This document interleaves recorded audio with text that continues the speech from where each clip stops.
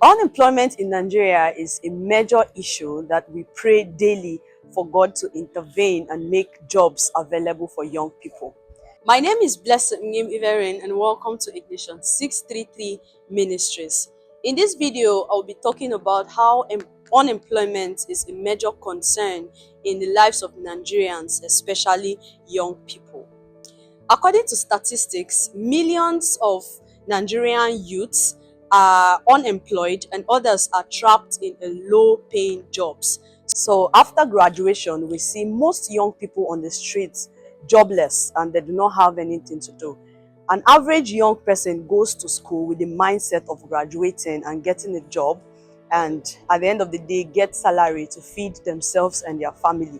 But after several years in school, they graduate and discover that there are no jobs for them to get engaged. And for some of the young people, they get involved with manual labor that do not, to an extent, feed them enough. So out of frustration, most young people get involved in social vices that affects the community. Most people get involved in armed robbery, others get involved in cultism, others get involved in different things that just affect them and affect the community. So most youths take up these menial jobs which they are overqualified for out of frustration. And because some of them don't want to stay idle, because it is believed that an idle mind is the devil's workshop. And because some of them don't want to get involved in illegal activities like internet fraud, prostitution, and stuff like that, they decide to settle for whatever the society has provided for them.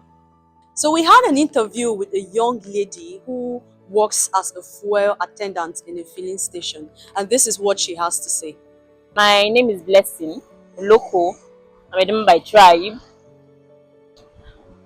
Well, getting job in Nigeria as a whole, I don't really know about Nigeria, but in Makodi particularly, getting job in Makodi is not an easy thing because be it a graduate, an undergraduate, secondarian, because now everybody has to hustle to support themselves in one way or the other, because since the income is not flowing anymore for your parents to be there for you 247, be it a student, you have to look for a side job to support yourself in school, because there are so many expenses that you can't be running back to your parents every time.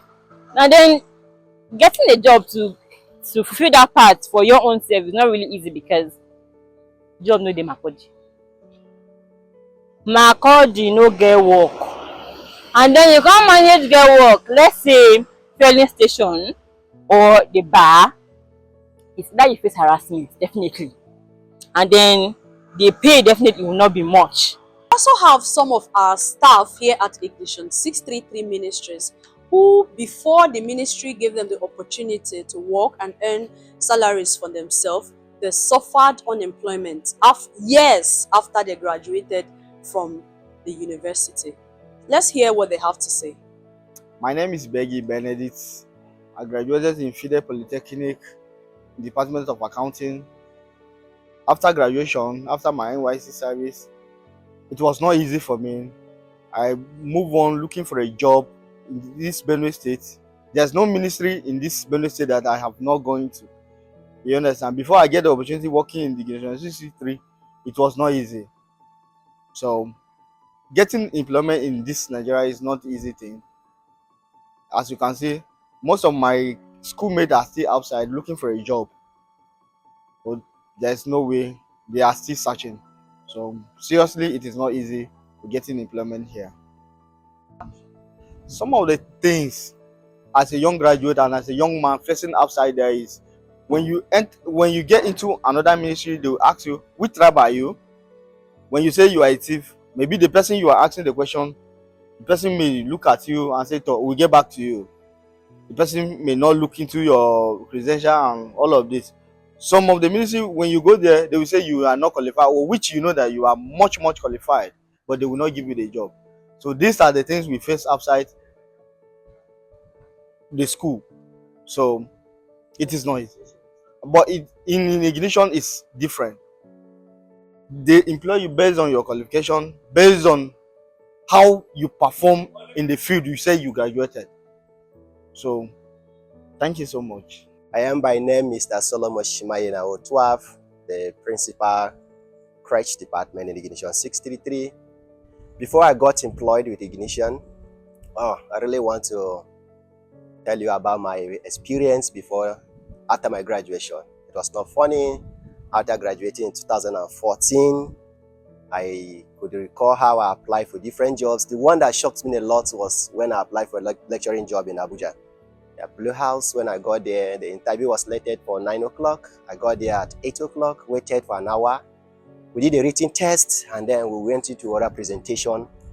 I can beat my chest so high to say that it was so nice and I came out so excellent.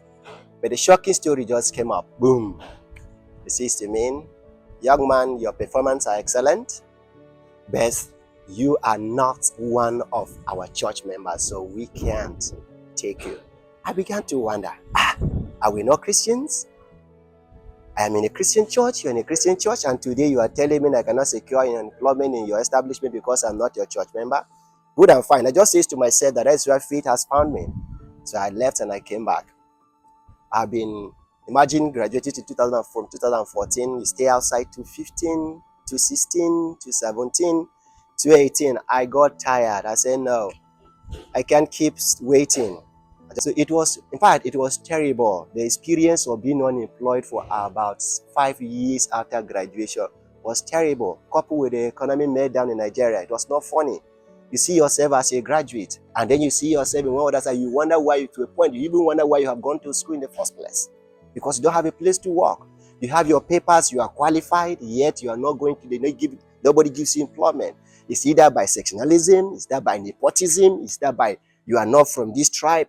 To a point, it has eaten deep into our body that you don't even need anybody to be told. You just walk into the office. When you speak a language and a person did not reply, obviously they know you are not even welcome. To a point, even in official places now, people believe that when you don't communicate in your own language, no one cares. No one is going to listen to you. So I am grateful, thankful to God that at least Ignition 63 has found it worthy as a body of Christ, as part and branch of Christ, to see that getting people to have something to put on the table is beyond just being on his color, beyond being on the religion, but being on humanity. So generally, I am thankful for getting the privilege to work in Ignition 633. Thank you. Glory be to God, Ignition 633 ministries have come to Nigeria to reduce the rate of unemployment. And in Benue State, they have employed a number of people above 100 that are working to earn salaries for themselves. The ministry is not only concerned to just hire people, but we have gone beyond that and have launched a leadership program for all our staff to help develop their skills and the knowledge they need to thrive in their workplace. Let us hear from the Director of HR of Ignition 633 Ministries about the vision of the leadership program that has just been concluded. Hello, my name is Chisom Ezenwaka and I'm the Director of Human Resources at Ignition 633 Nigeria. So yes, Ignition 633 is definitely combating the unemployment here in Nigeria by providing gainful employment. At the core of our mission is providing communities with trade skills and also providing gainful employment. So we don't just stop at providing employment by opening up positions that of course need to be filled by people who properly fit in those positions. We also provide trainings that would equip them with the required knowledge that they need to excel in these departments. Recently, we have just concluded a leadership program. Honestly, and the lifespan of the training it's supposed to last for an entire month, and we've just finished the first phase of the training, which is the leadership section. And this is supposed to, make the employees better, not just at their particular field to serve us here, but also as better human beings to serve themselves and to serve their communities. So even after they have left the four walls of Ignition, they are still making impact in their world. So even if they find themselves maybe somewhere in Lagos or Abuja, they are still making impact. Thereby, we are combating the menace of unemployment in the long run. So these staff have like a lot of testimonies coming in.